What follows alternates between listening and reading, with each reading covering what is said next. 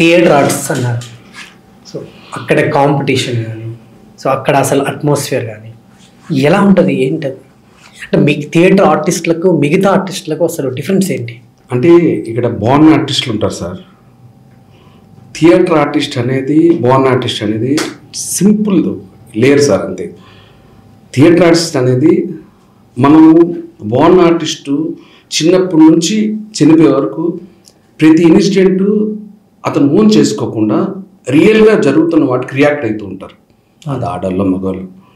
But theatre artist అనేది ఏంటంటే అక్కడ జరుగుతున్నట్టు మనం ఇమాజినేషన్ ఊహించుకొని చిన్నప్పటి నుంచి చనిపోయే వరకు ప్రతి క్యారెక్టర్ని మనం ఎలా, మనకి యాక్సిడెంటల్గా జరిగిన మన అమ్మ చనిపోయినప్పుడు, నిజంగా కూడా మా అమ్మగారు రీసెంట్గా చనిపోయారు. అప్పుడు నేను థియేటర్ ఆర్ట్స్ చేస్తున్నప్పుడు మా అమ్మ ఉన్నారు. కానీ నిజంగా కూడా మా అమ్మ చనిపోతే నేను ఎలా రియాక్ట్ అవుతాను అనేది నేను ఓన్ చేసుకొని ఆ పర్ఫార్మెన్స్ చేస్తేనే మీకు అవుట్పుట్ వస్తుంది.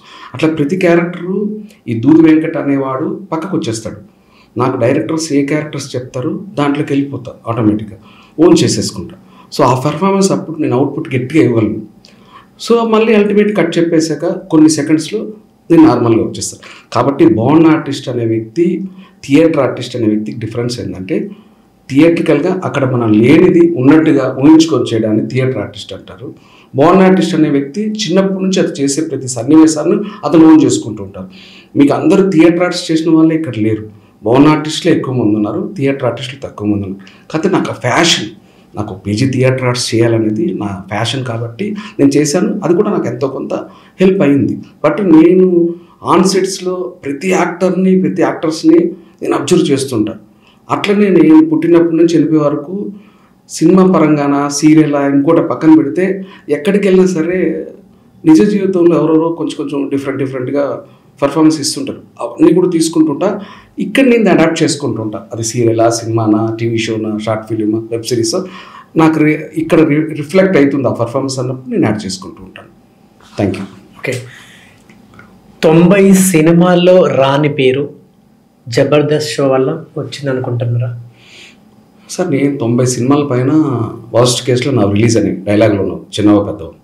ఇప్పుడు కూడా నావి ఒక రైట్లో ఒక 6-7 సినిమాలు ప్రజెంట్ జరుగుతున్నాయి. అంటే వర్స్ట్ కేసులో నేను 100 సినిమాలు అనేది చేశాను, రిలీజ్కున్నావు కానీ, రిలీజ్ అయినా కానీ. ఇందులో వర్స్ట్ కేసులో ఒక 10 సినిమాలు, అది ఆకాశవాణినా, లవ్ యూ బంగారమా, ఇట్లా స్నేహగీతం చెప్పుకుంటూ పోతే ఒక 10 సినిమాలు వర్స్ట్ కేసులో ఫుల్ లెంత్లు చేశాను. బట్ ఇక్కడ ఏంటంటే సార్, సక్సెస్ డిసైడ్ చేస్తారు. నేనే కాదు, ఎవరైనా వాళ్ళు మంచోళ్ళ, మంచి యాక్టర్స్ అనేది కొంతవరకే సార్. ఇన్ఫ్యాక్ట్ అది సక్సెస్ డిసైడ్ చేస్తారు. ఎందుకంటే సినిమా అనేది ఒక బిజినెస్. అలాగే జబర్దస్త్ వచ్చేసి ఇన్స్టెంట్గా మీకు ప్రతి ఇంటికి డోర్ కొట్టి వెళ్ళిపోతుంది. ఎందుకంటే మేము ఈరోజు చేసామంటే మ్యాక్స్ 1 వీక్ 10 డేస్లో టెలికాస్ట్ అయిపోతుంది. సో అప్పుడు జబర్దస్త్ నేను అన్ఫార్చునేట్లీ ఒక 50 ఎపిసోడ్లు ఏం చేశాను. అప్పుడు రీచింగ్ బాగుంది. తర్వాత నేను ఎక్కువగా జబర్దస్త్ చేసేయడం వల్ల ఏమన్నా సినిమా అవకాశాలు మిస్ అవుతానేమో అని ఆ టైంలో నాకున్న ఇమ్మెచ్యూరిటీ లెవెల్స్కి దాన్ని ఆపేసి సినిమా ప్రయాణం స్టార్ట్ చేశాను. సినిమాల వల్లనే జబర్దస్త్ వదిలేశారు. అంటే మనకు ఒక సినిమా అనేది ఏంటంటే ఒక 70 mm స్క్రీన్. సో ఆ ఇంపాక్ట్ నాకు, ఆ సినిమా అనే వ్యక్తి, ఆ ఇంపాక్ట్ ఏదుందో ఆర్టిస్టు, అది నేను బాగా ఎంజాయ్ చేస్తాను. కాబట్టి జబర్దస్త్కి మనం ఎక్కువగా వెళ్ళిపోవడం వల్ల ఆ సినిమా ప్రయాణం తగ్గుతుందేమో అని అనుకున్నాను. బట్ అది మిస్టేక్ అని తర్వాత తెలిసింది సార్. బట్ చేశాను మిస్టేక్ అయితే. సో ఒక 50 ఎపిసోడ్ చేశాను. ఇంకొక కొన్ని ఎపిసోడ్ చేస్తే టీమ్ లీడర్ అయ్యేవాడిని. ఆ గ్రాఫ్ వేరేలా ఉండేది. బట్ ఎనీవే అప్పుడైతే మిస్టేక్ అయితే చేశాను.